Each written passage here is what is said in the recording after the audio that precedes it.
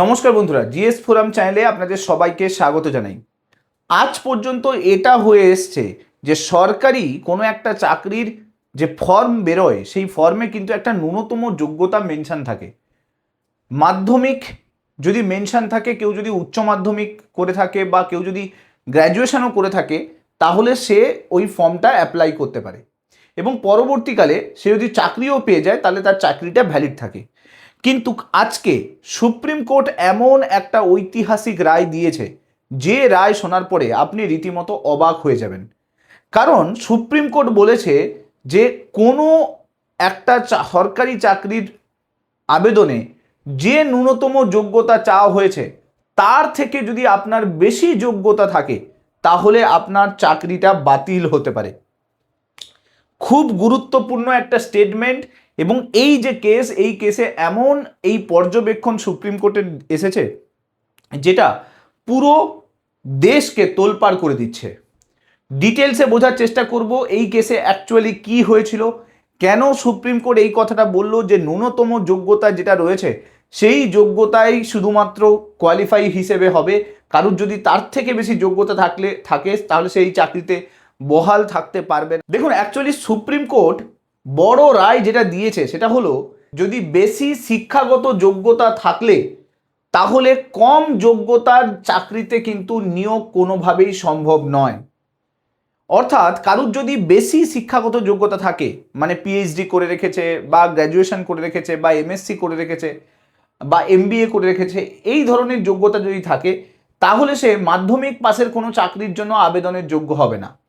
এবং supreme court আরও একটা বড় রায় দিয়েছে যে যদি তার কারুর উচ্চতর ডিগ্রি সেটা যদি লুকিয়ে যদি কেউ আবেদন করে, অর্থাৎ কোনো একটা ফর্ম বেরিয়েছে, ধরুন মাধ্যমিক হচ্ছে যোগ্যতা সম্পন্ন কোনো একটা ফর্ম বেরিয়েছে, আর সেই ফর্মে কোনো একজন আবেদনকারী সে হয়তো এমএসসি করে রেখেছে, কিন্তু সে তার এমএসসি ডিগ্রিটাকে লুকিয়ে সে মাধ্যমিক যোগ্যতা দেখিয়ে ফর্মটাকে আবেদন করলো। পরবর্তীকালে সে যদি চাকরি পেয়ে যায় সেক্ষেত্রেও তার চাকরি কিন্তু বাতিল হতে পারে। দেখুন, এই রায় কিন্তু যথেষ্ট গুরুত্বপূর্ণ রায় বলতে পারেন এবং তার সঙ্গে সঙ্গে একটা ঐতিহাসিক রায়ও বলতে পারেন। এই পুরো মামলা শুরু হয়েছিল সিন্ডিকেট ব্যাংকে একটি পিয়ন পোস্টের ফর্ম ঘিরে। তো এখানে মামলাটা হয়েছিল কি, সিন্ডিকেট ব্যাংক সেখানে একটা ব্যাংক অ্যাকাউন্টেন্ট হিসেবে একটা ফর্ম বেরিয়েছিল এবং সেই ফর্মে পিওন পোস্টের ফর্ম, এবং সেই ফর্মে ন্যূনতম যোগ্যতা যেটা চাওয়া হয়েছিল সেটা হলো মাধ্যমিক। অর্থাৎ মাধ্যমিক যোগ্যতার যে কোনো ব্যক্তি সে কিন্তু ফর্মটা ফিল আপ করতে পারবে। এবার কি হয় না, এই ফর্মটাকে ফিল আপ করে আবেদন করে বহু চাকরি প্রার্থী যাদের যোগ্যতা মাধ্যমিক থেকেও কিন্তু অনেক বেশি ছিল। কেউ উচ্চ মাধ্যমিক ছিল, কেউ গ্র্যাজুয়েশনের ছিল, তো তাদের যোগ্যতা অনেক বেশি ছিল। পরবর্তীকালে এই ফর্মটা ফিল আপ হয় এবং সব কিছু কমপ্লিট হয়ে যাওয়ার পরে দেখা যায় কি, যে শুধুমাত্র যারা মাধ্যমিক যোগ্যতায় চাকরি জন্য আবেদন করেছিল তো তারাই কিন্তু শুধুমাত্র চান্স পেয়েছে। বাকিদেরকে এই যে পরীক্ষা অথরিটি তাদেরকে কিন্তু চান্স দেয়নি, অথচ ভালো নাম্বার থাকা সত্ত্বেও তাদেরকে বাদ দেওয়া হয়েছে।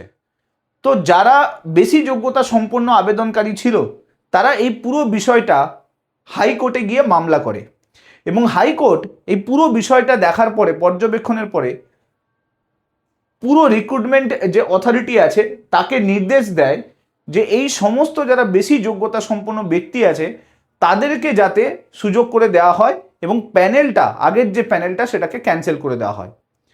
তো হাইকোর্টের এই রায়ের পরে রিক্রুটমেন্ট অথরিটি, অর্থাৎ সিন্ডিকেট ব্যাংক রিক্রুটমেন্ট অথরিটি, তারা সুপ্রিম কোর্টে চ্যালেঞ্জ করে।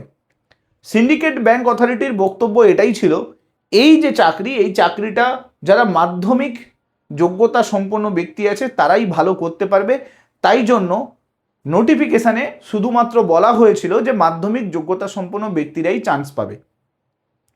এখন নোটিফিকেশানে এটা মেনশন করা হয়নি যে শুধুমাত্র মাধ্যমিক যোগ্যতা সম্পন্ন ব্যক্তিরা চান্স পাবে, ন্যূনতম বা সর্বাধিক যোগ্যতা কিন্তু মাধ্যমিক বলে দেওয়া হয়েছিল। তো এই পুরো বিষয়টা সুপ্রিম কোর্টে যায়। সুপ্রিম কোর্ট এই পুরো বিষয়টাকে পর্যবেক্ষণ করে এবং সুপ্রিম কোর্ট কি দেখতে পায় যে বহু চাকরি প্রার্থী এরকম ছিল যারা তাদের যে হায়ার ডিগ্রি রয়েছে সেটাকে লুকিয়ে এই ফর্মটাকে আবেদন করেছিল। অর্থাৎ কেউ যদি স্নাতকও কমপ্লিট করে থাকে সে কিন্তু মাধ্যমিক দেখিয়েই কিন্তু এই ফর্মটাকে ফিল আপ করে।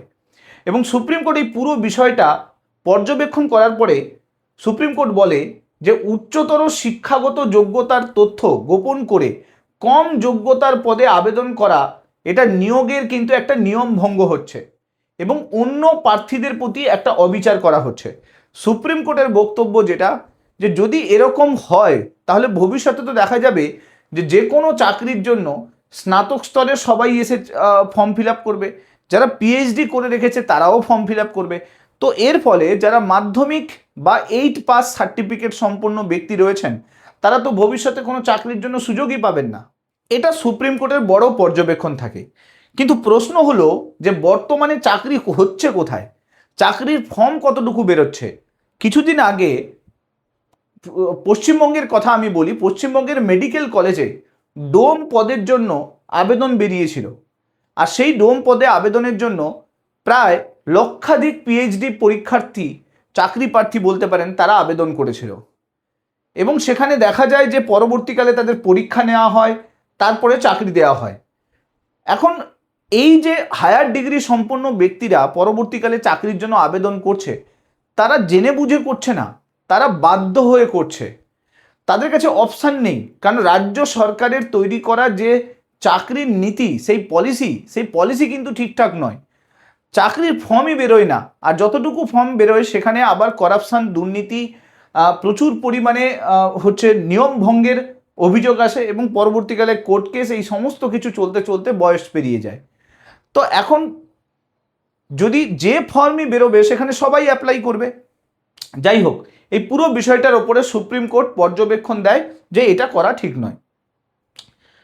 সুপ্রিম কোর্ট আরও বলে যে সরকার এবং সরকারি প্রতিষ্ঠানের দায়িত্ব থাকবে ন্যায্য নিয়োগকে নিশ্চিত করা। অনেক সময় কম শিক্ষাগত যোগ্যতার মানুষের কর্মসংস্থানের সুযোগ তৈরির জন্য নির্দিষ্ট পদ সংরক্ষিত করে রাখার দরকার আছে, মানে সরকারের নির্দিষ্ট পদ সংরক্ষণ করার দরকার আছে। উচ্চশিক্ষিত প্রার্থীরাই সেই পদগুলিতে প্রবেশ করলে তাদের কিন্তু সুযোগ হারাবে। অর্থাৎ যদি উচ্চশিক্ষিত চাকরি প্রার্থীরা তারা যদি ওই মাধ্যমিক পাস বা 8 পাস সার্টিফিকেটের যে চাকরিগুলো হয় সেখানে যদি তারা প্রবেশ করতে শুরু করে তাহলে এদের কিন্তু আর সুযোগ থাকবে না। দেখুন, এটা সুপ্রিম কোর্টের পর্যবেক্ষণ হিসেবে ঠিক আছে, কিন্তু বাস্তব যদি দেখেন, বাস্তব কিন্তু সম্পূর্ণ আলাদা। বাস্তবে না আছে চাকরি, আর না আছে চাকরির কোনো পলিসি, আর না আছে কোনো চাকরির নিয়ম। যেখানে শুধুমাত্র পড়ে রয়েছে করাপশান, দুঃসহ যন্ত্রণা যারা চাকরির জন্য প্রিপারেশন নিচ্ছে, প্লাস সঙ্গে যদি বলেন যে জীবনটাকে একটা সংগ্রাম বানিয়ে নেওয়া। সেই জায়গায় দাঁড়িয়ে সুপ্রিম কোর্টের এই পর্যবেক্ষণ অনেকটাই কিন্তু ভিত্তিহীন লাগছে। যাই হোক, এবার আসি যে সুপ্রিম কোর্ট আরও কি বলেছে এই পুরো বিষয়টাতে।